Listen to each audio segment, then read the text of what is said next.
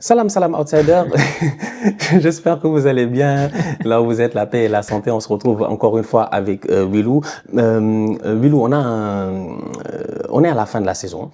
Il se passe pas mal de choses. Il y a un Tocarico qui arrive, mais un Tocarico de haute volture. C'est-à-dire que franchement, c'est le Tocarico des Tocarico à un niveau que je m'attendais pas à ce qu'il soit là-bas. Franchement, c'est-à-dire que jamais j'aurais cru que deux équipes aussi nulles se rencontreraient en finale de Coupe d'Europe. Donc du coup, avant d'en parler, Willou, comment tu vas? La forme, la santé, c'est dommage. C'est toi qui devais être là-bas. C'est toi qui devais jouer cette finale. Voilà. J'allais dire, c'est la pire finale d'Europa League de l'histoire. Vraiment, j'ai jamais vu une pire finale. Bilbao, United, Tottenham. Il devait y avoir Bilbao, il devait y avoir l'OL, il devait y avoir n'importe quelle autre équipe que nos deux amis-là, qui sont respectivement, à l'heure où on s'enregistre, 16e et 17e de Première Ligue. 16e et 17e. Genre, l'équipe en dessous, c'est Ipswich Town, quoi. Et ils sont en finale d'Europa League. Et me semble très très lointain l'époque, c'était il y a un an, où s'affrontaient en finale d'Europa League le Bayer Leverkusen, invaincu à l'époque, de Xabi Alonso, et l'Atalanta de Gianpiero Gasperini. C'était une finale d'Europa League, mais genre... fallait venir en costume, quoi. Fallait venir sur son 31 pour regarder cette finale. Et là, United Tottenham, ok, genre, c'est cool. Mais voilà, quoi. Non, c'est pas cool du tout. C'est la pire finale d'Europa League. Non, je te comprends déjà en tant que, voilà, parce que tu méritais, je pense que vous auriez mérité un peu mieux pour arriver en finale. C'est dommage. Peut-être que Lyon-Tottenham, ça aurait fait un changement, ça aurait fait quelque chose d'un peu plus différent, ça aurait pu être Bilbao, machin, ça aurait pu être n'importe quoi. Mais bon, c'est tombé sur Manchester United. On avait fait ici une vidéo de prédiction, on s'était amusé. T'avais raison sur Bologne. Félicitations. Champion de Coupe d'Italie, machin. Hein? Et Boudimir aussi, meilleure saison de sa carrière. Boudimir aussi. Bologne, Boudimir, tout ça là, c'est incroyable. Mais finalement, elle était pas mal cette vidéo de trucs. On a été bien inspiré ce jour-là. Je t'avais dit United finale d'Europa League, dernier carré, machin. Dans ma tête, je me suis dit ils vont gagner parce que c'est toujours comme ça le football. Le football a des histoires que nous on connaît parce que ça fait longtemps on est là, on baigne dans ce milieu sombre, ce milieu où c'est des fois tu comprends pas. C'est quand t'es le plus nul que tu gagnes le trophée, quand t'es le plus fort que tu gagnes pas. Et là United, ils font la. Mais attends. La question que je me pose, en fait, elle est simple. United Tottenham en finale d'Europa League. C'est qui des deux qui fait la pire saison, en fait, aujourd'hui? Si on s'arrête calmement au but. Il y en a un, il a 20 défaites. 20 défaites. Incroyable. C'est incroyable. Moi, de mon vécu, j'ai jamais vu Arsenal perdre 20 défaites. Depuis que je suis né, j'ai jamais vu Arsenal avoir 20 défaites en première ligue. Oui, j'ai mal aux côtes. J'ai tellement rigolé. J'ai pas encore mangé aujourd'hui. J'ai mal aux côtes. Mais par contre, mec, comment c'est possible, Tottenham, à l'heure où on s'enregistre, ils ont une différence de but positive. Ils ont marqué plus de buts qu'ils en ont encaissé. Ils sont 17e de Première Ligue avec 20 défaites. Et pourtant, ils ont 63 buts marqués, 59 encaissés, plus 4.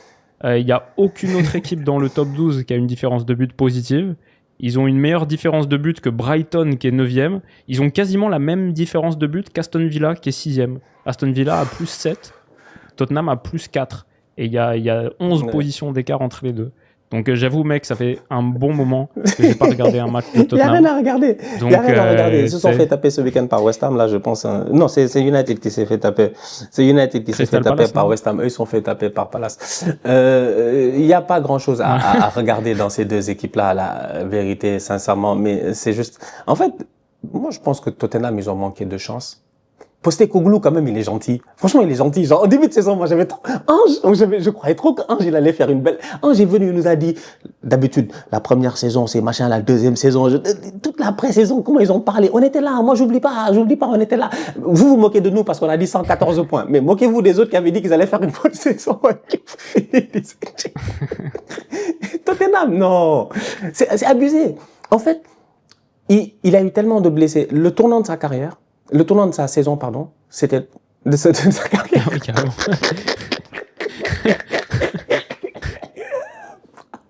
Le tournant de sa saison, le lapsus est révélateur. C'est la blessure de ses défenseurs. C'est le match face à Chelsea où il perd Van de Ven et Romero. On est en novembre, ils perdent 4-3, je pense. Ils perdent Van de Ven et Romero. Romero est blessé 2 semaines avant ou 3 semaines avant. Et il est incertain, il revient, il se blesse. Il va en janvier, il recrute Danso. Danso se blesse. Franchement, en fait, c'est-à-dire que je me suis posé calmement, j'ai dit non, Tottenham, moi, je sais que c'est l'ennemi, je me moque beaucoup d'eux et tout. Peut-être qu'à la fin de la saison, ils ont un trophée européen, nous on a 0, tu vois. Donc ça aussi, c'est une réalité qu'il faut prendre en considération.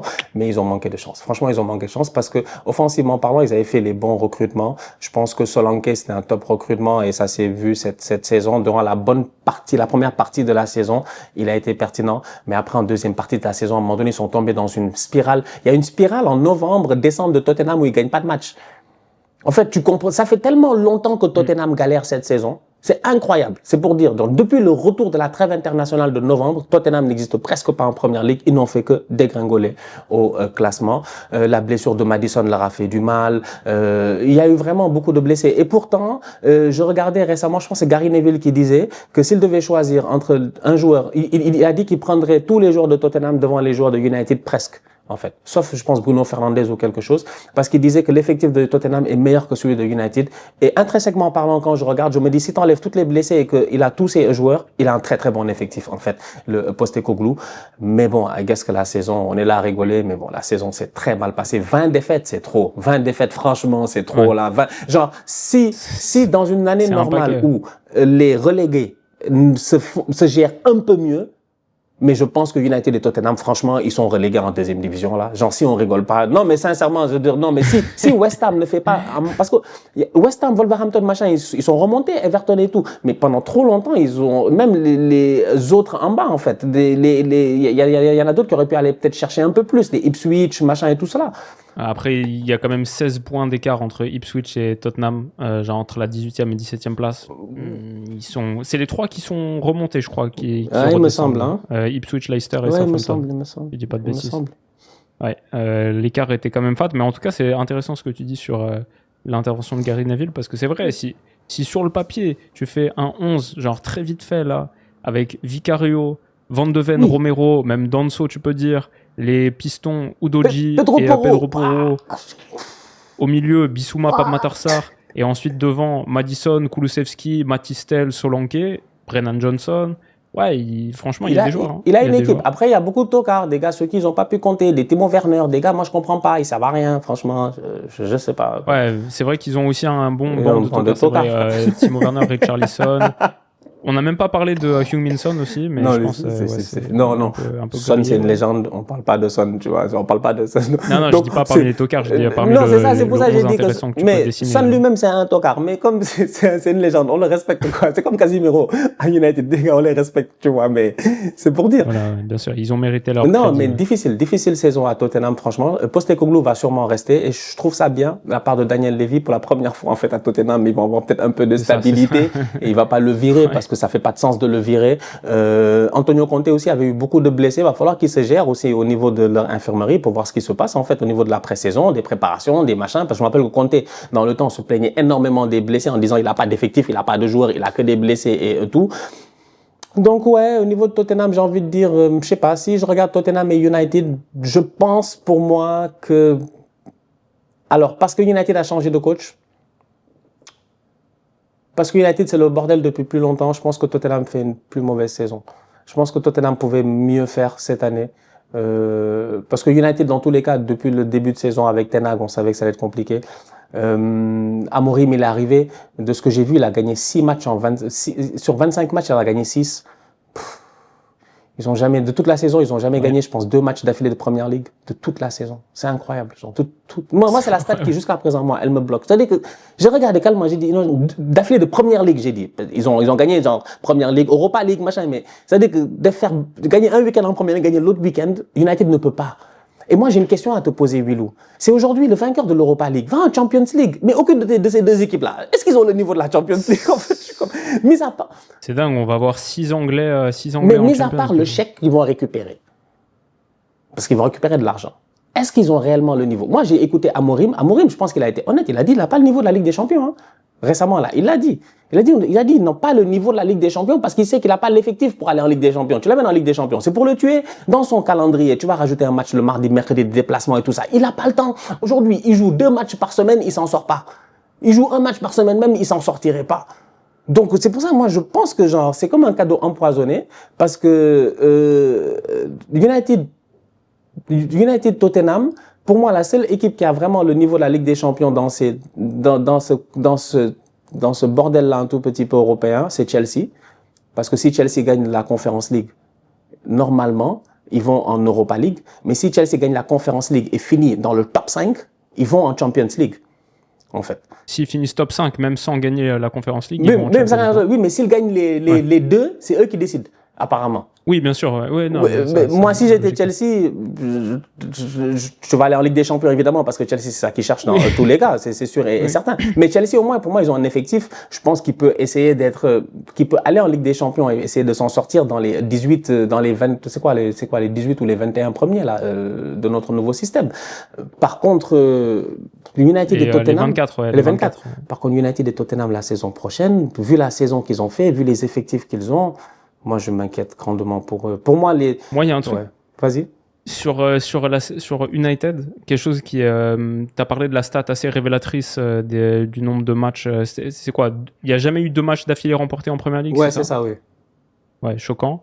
Un autre truc que je trouve marquant quand même, c'est 246 millions dépensés sur cette saison, entre le mercato estival et le mercato hivernal. Et que ce soit De Ligt, Yoro, Cirkzee, Ugarte, Dorgu, c'est que des transferts entre 30 et 62. C'est des joueurs talentueux, on les connaît. Cirkzee l'année dernière à Bologne, incroyable. Yoro, le Real Madrid le voulait, ok. C'est un très bon joueur même, d'ailleurs. Il y a de la qualité, il y a de la qualité chez ces joueurs. Et c'est toujours difficile d'arriver à United et performer. On le sait, c'est le fossoyeur des talents, très difficile. Et ça, on le sait. Mais moi, ce qui m'intéresse, c'est le sens inverse. Quand je regarde les départs, les gars qui sont partie de Manchester United aussi sur la dernière saison, McTominay, il va être genre champion d'Italie, champion d'Italie et MVP du Napoli de Conte, incroyable. Maxence. Greenwood, c'est genre le premier meilleur joueur de l'OM, deuxième meilleur joueur de Ligue 1. Non, j'exagère, mais voilà, il fait une saison à 19 plus 6 ou genre quasiment 30 contributions décisives sur sa première année en Ligue 1. Marcus Rashford, il est arrivé à Aston Villa et il a fait que marquer et que donner des passes D à Asensio. C'est pas mal passé sur les premiers mois. Et même Anthony au Betis, il a fait genre ses 3 premiers matchs, il a été 3 fois homme du match en Liga, etc. Et il est en finale de Coupe d'Europe aussi avec son équipe, pour dire. Et il est en finale de Conference League, effectivement. Bon, ça montre qu'il y a un problème. Bon, on le sait, en vrai, c'est pas révolutionnaire de dire ça, mais il y a un problème plus large d'environnement à Manchester United. Qui fait que c'est dur de réussir, peu importe ta qualité, peu importe ton talent. C'est compliqué. Et je suis d'accord avec toi. En plus de ça, beaucoup de joueurs qu'ils ont recrutés finalement. En fait, c'est qu'il y a eu des recrutements qui sont mid. Ça aussi, il faut qu'on l'accepte et qu'on le dise aussi. Tu vois, des fois, ça peut paraître... Genre, moi, je l'ai dit la dernière fois. Quand il était au Bayern, j'en parlais. Je disais, moi, De Ligt. Je l'ai dit ici plusieurs fois. Une fois, je l'ai dit, je me rappelle dans les commentaires, les boys étaient fâchés. Ouais, non, Stan, machin, je sais pas quoi. Non, De Ligt, c'est un top player. Vous me fatiguez des fois. Franchement, vous me saoulez. Je vous dis la vérité, vous me saoulez. Je dis, chacun son analyse, il y a des trucs que tu le sens. Moi, j'ai dit De Ligt là, je vois pas le De Ligt que moi j'ai vu en 2019 sous Ten Hag, que j'ai vu, machin, le gros prospect qu'on m'a dit et tout. Genre, c'est un bon défenseur, mais en fait, est-ce que De Ligt aujourd'hui c'est top 5 des défenseurs au monde? Non. Est-ce qu'il va le devenir dans les prochaines années? I don't think so. Donc, c'est juste un feeling personnel. C'est pour ça que je dis que même ton Ugarte là, c'est pas... J'ai pas assez vu United cette ouais, mais saison frérot, t'as même pas besoin de United. Paris, ça te suffit. T'as pas besoin de United. Paris seulement, ça te suffit. T'as une idée déjà de ce que Ugarte, il sait faire. Et regarde United là où ils veulent aller, en fait. C'est qu'ils ont que des bouchers au milieu de terrain. Des Ugarte, des Casemiro, des boys. Ils savent pas remonter le ballon, je te jure. Moi, je vois les matchs de United. Moi, je vois les matchs de United, en fait. S'il y a un supporter qui veut venir et dire, ouais, Stan, tu racontes n'importe quoi, il a qu'à venir, on va discuter. Parce que je suis désolé. Franchement, il y a des joueurs, c'est des recrutements qui sont mid. C'est des recrutements qui sont moyens, en fait. C'est pas des joueurs qui sont extraordinaires. Ça, il faut le dire. Une équipe où je regarde, comment il s'appelle? T'as vu la deuxième partie de saison d'Orgu? T'as vu comment il a été incroyable, en fait, le boy d'Orgu? Alors que là-bas, ils avaient pris des Malasia dans le temps. Ils ont pris tellement de joueurs, on pensait qu'ils allaient réussir, ils n'ont pas réussi. En fait, il y a trop d'incohérences dans ce club-là. Et la pire des choses, c'est qu'ils ont dépensé trop d'argent sur des joueurs qui étaient Mason Mount.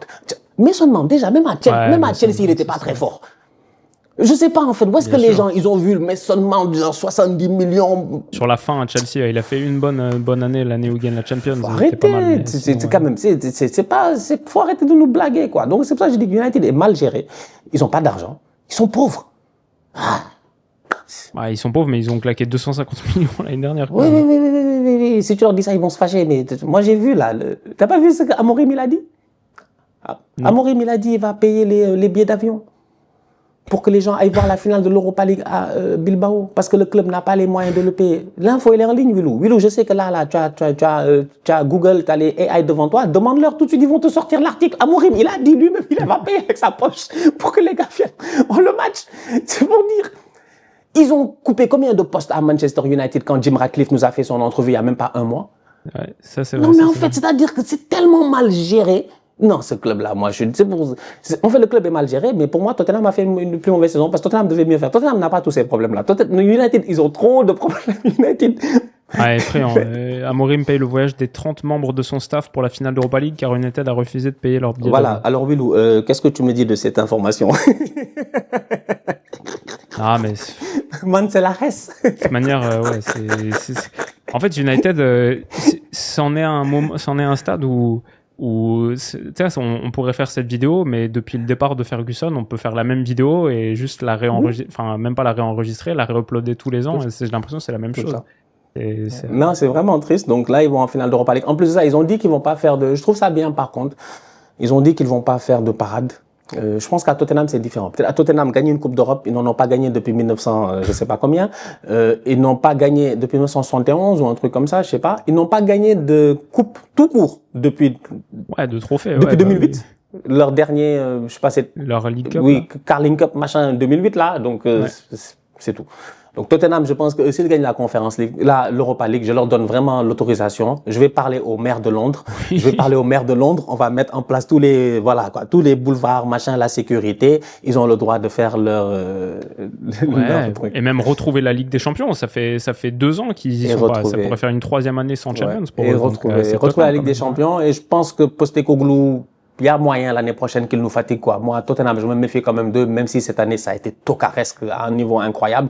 Mais il y a des circonstances qui sont pas forcément atteignantes, mais il y en a beaucoup. United, ils ont dit ils vont pas faire de parade. Ça, c'est clair, ça a été confirmé et tout. Ils ont dit ils font pas de parade, même s'ils gagnent l'Europa League, ils vont faire un... Il n'y a pas les moyens. Non, voilà, en fait, non, attends. Amorim va payer de sa poche la parade, apparemment. Laisse-moi, s'il te plaît, attends. Ils vont nous blaguer, ils se foutent de nous. Ils ont dit ils font pas de parade. On leur a dit, pourquoi vous faites pas de parade? Ils ont dit que c'est parce que la saison n'est pas bonne, parce que, j'ai dit, vous n'avez même pas de quoi payer l'intendant pour qu'il aille à Manchester, Bilbao. Willou, on parle pas de Montréal, Amsterdam, là. On parle de Manchester, Bilbao. Frère, tu loues un avion Ryanair, tu mets tout le monde à l'intérieur, tu me dis quoi? Ouais, c'est assez... Ils ont pas d'argent, c'est pour ça qu'ils font pas de parade. Ils ont pas d'argent, mais ils veulent nous faire croire que c'est parce qu'ils ont de l'honneur que la saison s'est mal passée, machin. Les cousins, on se connaît. On se connaît. Mais en tout cas, tu m'as hypé pour la finale parce que c'est vraiment un malheur au vaincu, là. Ouais. C'est lui qui perd cette finale et en plus 2 gars qui se connaissent, 2 clubs qui se connaissent et tout. J'ai hâte d'être... C'est mercredi prochain. C'est mercredi, là. Ça arrive. C'est mercredi dans quelques jours. United, ils ont gagné à Bilbao, donc ils connaissent un peu le stade et tout. Ils ont joué là-bas il y a quelques semaines, donc on va voir peut-être un petit avantage et tout. Mais ça promet. Vraiment un Tocarico au sommet de l'Europe. Manchester United contre Tottenham. Vraiment, c'est même pas une finale de FA Cup. C'est une finale de Coupe d'Europe. C'est incroyable. La famille, dites-nous, d'après vous, qui va gagner ce match-là. Balancez vos pronos. Et puis voilà, on va voir. Vraiment, on va voir. Franchement, on va voir. Gérez-vous en 90 minutes, je dois débriefer le match. Et c'est un mercredi, j'ai 2 choses à faire. Donc, gérez-vous en 90 minutes, s'il vous plaît. Pas de prolongation. Parce que on n'a pas le temps. Pour les prolongations. Ouais, je pense, même si ça se finit match nul au bout de 90 minutes, l'UEFA devrait mettre règle spéciale, ça va direct au tir au but. Au pire des cas, même Cointos. On peut aller au Cointos et puis que celui de plus chanceux gagne. On peut même faire Cointos avant la finale. Hein. En tout cas, bon, c'est carré. On se capte très bientôt pour une nouvelle vidéo, la famille. On se capte la semaine prochaine. D'ici là, on continue à liker, on continue à partager. On s'abonne. On est ensemble, on reste en santé. Toujours le plus important. Tous outsiders. À plus.